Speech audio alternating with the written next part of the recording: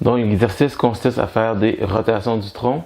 Donc qu'est-ce que je vais faire? Je vais avoir les deux mains en avant comme ça ici et je vais venir faire ma rotation le plus loin possible et revenir ensuite vers l'autre côté. Donc je peux tourner le plus possible. L'objectif c'est de garder la main devant, toujours au même endroit, le plus centré possible et tourner avec l'autre main. Mon regard va venir accompagner la main à toutes les fois. Donc je ne vais pas rester comme ça ici. Bien sûr, je vais venir amener mon épaule puis mon regard vers la main pour faire la rotation complète. Donc pour venir m'étirer, je vais venir allonger mes mains le plus haut possible et je vais y aller côté vers l'autre côté. Donc pour venir étirer le grand dorsal, je vais doucement et je peux augmenter mon amplitude tant mieux. Qu'est-ce que je veux pas? Je veux pas pencher vers l'avant ou vers l'arrière. Je veux rester le plus possible aligné avec un mouvement latéral. Les bras en pleine extension, je vais venir descendre mes bras le plus bas possible. Je vais venir respirer dans cette position-là pour venir ouvrir ma cage thoracique.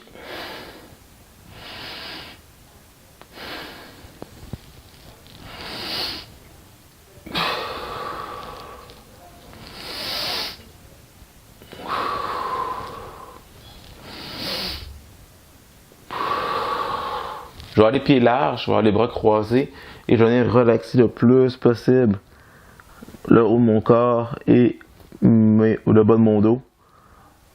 Donc je vais venir faire des rotations comme ça ici pour en venir relaxer le plus possible la tension au niveau de la colonne vertébrale. Je laisse tomber ma tête, je laisse tomber mon cou. Je relaxe le plus possible. Je peux aller côté-côté.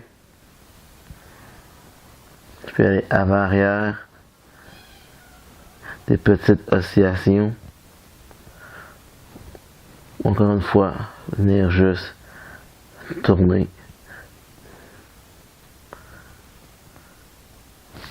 Donc l'exercice c'est pour pouvoir étirer au niveau des aines, je vais venir placer mes coudes à l'intérieur, pousser mes genoux vers l'extérieur, maintenir la position pour venir étirer mes aines comme il faut. Ensuite de ça, après une vingtaine de secondes, je vais tenir mes chevilles. Je vais venir descendre mon squat le plus bas possible, chest out. Toujours mes mains sur mes chevilles pour venir étirer les ischio-jambiers. Je baisse la tête. Je recommence la même gestuelle. Stretch les ischio-jambiers. Chest out, baisse les fesses. Ischio. Chest out. Et je termine avec un side to side. Donc j'augmente un petit peu mon amplitude de mouvement. Je peux aller chercher une position un petit peu plus large pour venir faire un side to side. Et toujours les fesses au même niveau et me déplacer de côté. Je vais venir faire un étirement du grand dorsal. Je vais placer un genou au sol, comme ça ici, une jambe en extension. Et ensuite de ça, je vais venir placer ma main au sol et venir étirer le plus possible sur le côté. Comme ça ici, on va ressentir l'étirement au niveau de mon grand dorsal. Je maintiens la position, des grandes inspirations. Je gonfle les poumons au maximum. Et ensuite, de l'autre côté, jambes en extension, stretch.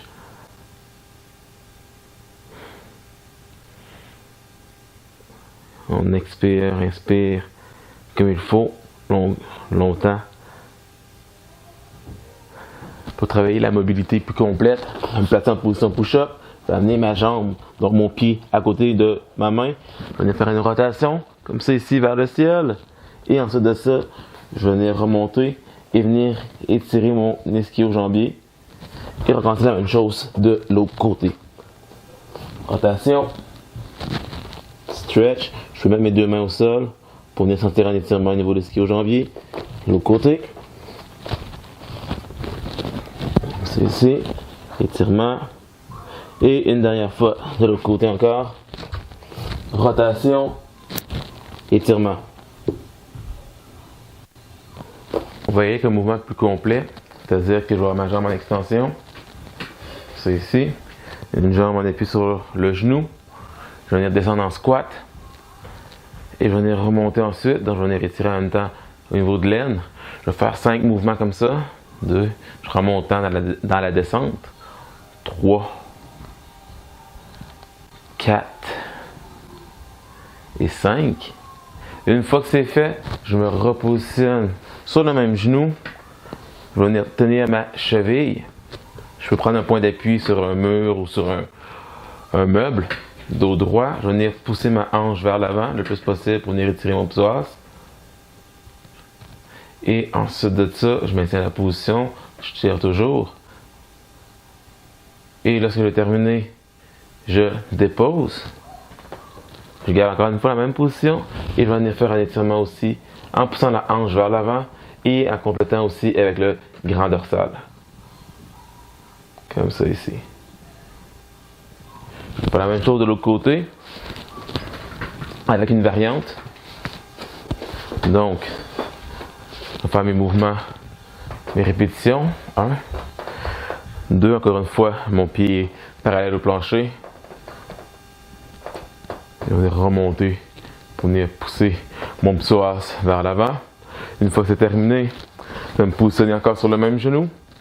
Cette fois-ci, petite variante, je vais y aller en croisé. Donc, main opposée, tantôt d'être du même côté. Là, c'est la main opposée à la jambe au sol. Venir maintenir mon étirement. J'aurais pu ajouter une torsion du tronc aussi. Et une autre variante aurait pu être tout simplement de reprendre le même côté et ajouter une torsion. Et une fois que c'est terminé, je vais venir pousser ma hanche vers l'avant, le bras dans les airs et aller chercher un étirement du grand dorsal et du psoas en poussant la hanche vers l'avant. Prochain exercice, travailler le psoas. Donc je vais placer en appui contre un meuble ici. Ça peut être un divan ou un bench, peu importe. Bonne posture dos droite. Je peux me tenir sur un mur, c'est encore plus facile pour avoir un meilleur équilibre. Et pousser mes hanches vers l'avant pour ressentir une fois l'étirement au niveau du psoas. Donc au niveau de la ceinture, je vais pousser vers l'avant. Le plus possible, je maintiens la position. On ne donne pas de coup bien sûr, mais je pousse pour sentir qu'il y a un étirement à ce niveau-là. Encore une fois, il y a toujours la variante de pouvoir mettre mon bras dans les airs. Mais sinon, juste se concentrer à pouvoir maintenir la position, c'est parfait. Une fois que c'est fait, on fait l'autre côté. Donc, je change de côté. Je mets l'autre pied en appui. Trouvez une position où ce que votre genou, vous trouvez plutôt un endroit ou un coussin où ce que votre genou va être confortable. Donc, on peut doubler aussi le tapis en le pliant en deux ou mettre un coussin tout simplement pour être sûr de ne pas avoir de douleur au genou. Et on pousse toujours la hanche vers l'avant. Pour travailler les psoas, donc je vais me placer sur les genoux assez larges, former un triangle avec mes jambes. Et de là, je vais venir tourner mes hanches côté à côté, donc venir faire une rotation avec les hanches. Pour certaines personnes, ce mouvement-là, on va peut-être pas sentir grand-chose au niveau de l'étirement. Pour d'autres personnes que leurs psoas sont très tendus, on va tout de suite sentir qu'il y a un étirement qui va se faire au niveau du psoas. Donc, un petit peu moins d'épaule, quoi que ça peut t'aider à tourner, mais surtout les hanches qu'on veut bouger en rotation. Donc, tourner les hanches d'un côté, tourner les hanches de l'autre côté. On peut mettre nos mains, ça peut nous aider justement pour pouvoir vraiment sentir que notre mouvement est en rotation et sentir qu'on vient faire un étirement au niveau du psoas. Donc on va venir tirer ici, une rotation comme ça ici et rotation de l'autre côté.